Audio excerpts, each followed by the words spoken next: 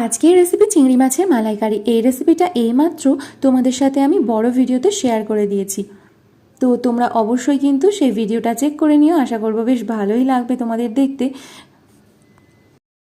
আর আমার প্রিয় বন্ধুর তো সব থেকে প্রিয় খাবার চিংড়ি মাছ। তো চিংড়ি মাছের যে কোনো রেসিপি হলেই ওর খুব ভালো লাগে। তো দুজনে মিলে তাই বাজার থেকে এনে চটপট করে রান্না করে আজকে লাঞ্চের জন্য বানিয়ে ফেলেছিলাম। আজকে মানে ওই হলো পয়লা মের দিনকে। যাই হোক, তোমরা কিন্তু অবশ্যই দেখো, আর রেসিপিগুলো ভালো লাগলে আমার পাশে থেকো চ্যানেলটিকে সাবস্ক্রাইব করে। আর আজকের রেসিপি কেমন লাগলে অবশ্যই লাইক করে কমেন্ট করে জানিও আমায়।